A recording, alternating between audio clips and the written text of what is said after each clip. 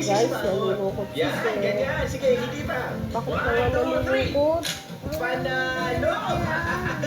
Ano yun? Lakas mo. Aga. Wala na kaming alaga kasi... Ha? Ano nangyari? Pinakawalan? Wala ka ng alaga. Paano yun? Wala ka ng pet. Sino na nang aalagaan ni Cecil? Kawawa naman yan. Tatay, help mo si Cecil maghanap ng spider. Kasi nawala yung spider niya eh. Nakawala na eh. Wala na siyang alaga na spider. Papakainin pa naman niya yun ng ipis. Pinagpatay pa naman niya yun ng ipis. Tapos, bigla-bigla na lang papakawalan. Kaya alagaan niya pa nga yun hanggang sa lumaki ng lumaki.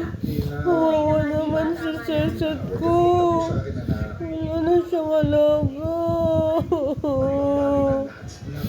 Sorry na anak. Hayaan mo, huhuli ulit tayo ng bagong spider mo. Pasensya na. Nakawala yung spider mo eh. Sorry na, huwag ka nang umiyak. Sorry na. Bakit ka naiyak? Ano nangyayari sa'yo? Ha? Bakit sad ang baby ko? Bakit naman ang cold? Sorry na ha.